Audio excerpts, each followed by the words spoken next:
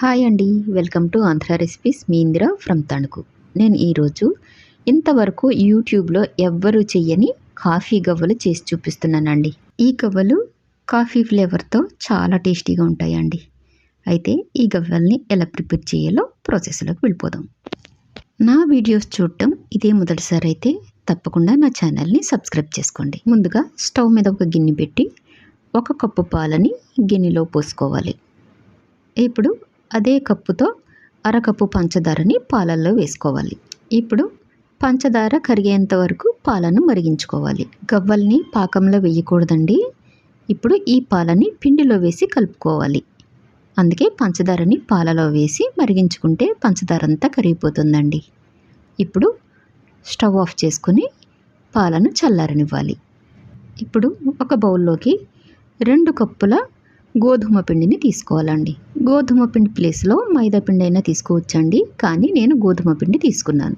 ఇప్పుడు 4 table spoons oil కానీ, నెయ్యి కానీ, డాల్డా కానీ లేదా బటర్ కానీ బాగా వేడి చేసి పిండిలో వేసుకోవాలి. పిండిలో ఇలా ఆయిల్ మరిగించి వేస్తే గవ్వలు గుల్లగా వస్తాయండి. ఇప్పుడు గరిటెతో బాగా కలుపుకోవాలి. ఆయిల్ బాగా వేడిగా ఉంటుందండి, అందుకే చెయ్యి పెట్టకూడదు. కొద్దిసేపు ఇలా గరిటెతో బాగా కలుపుకోవాలి.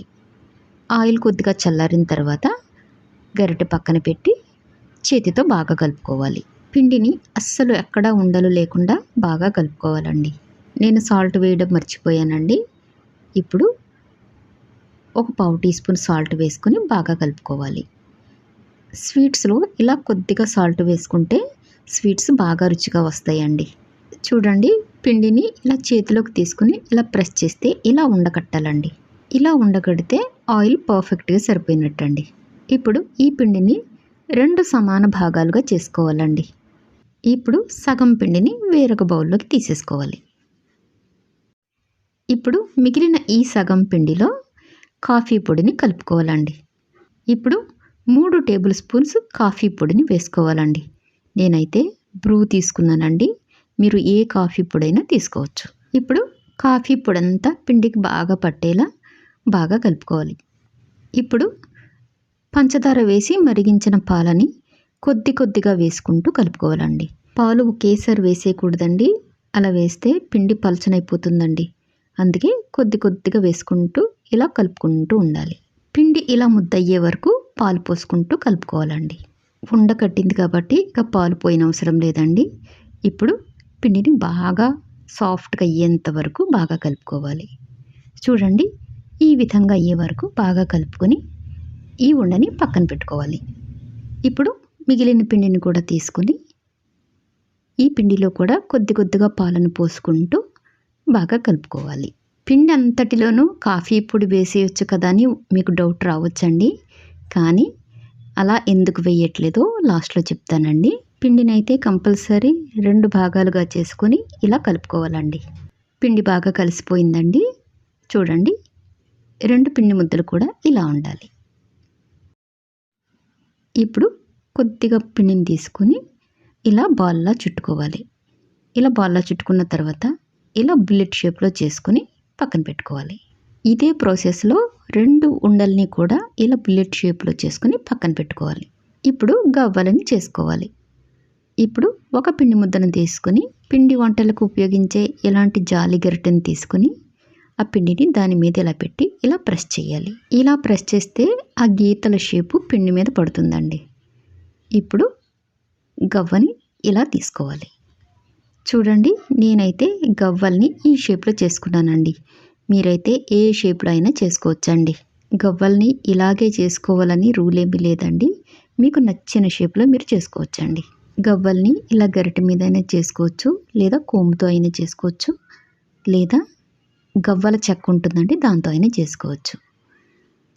గవ్వలన్నింటినీ ఇదే ప్రాసెస్లో ఇలా 2 ఉండల్ని చేసుకోవాలండి.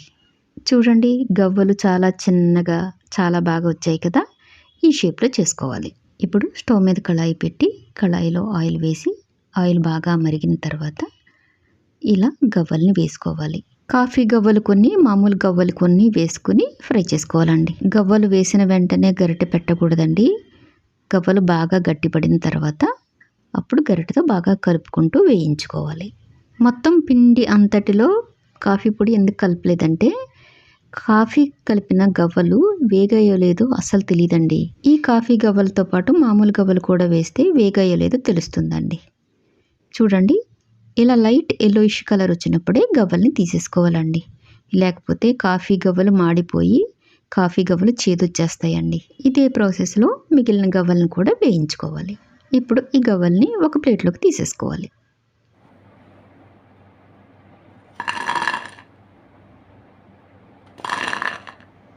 చూడండి, గవ్వలు ఎంత కలర్ఫుల్గా ఎంత యమ్మీగా ఉన్నాయో. ఇవి అయితే చాలా టేస్టీగా ఉంటాయండి. కాఫీ ఫ్లేవర్తో క్రిస్పీగా చాలా బాగుంటాయండి. నేను చేసిన ఈ కాఫీ గవ్వలు మీకు నచ్చాయా? అయితే వెంటనే మీరు కూడా మీ ఇంట్లో ట్రై చేయండి.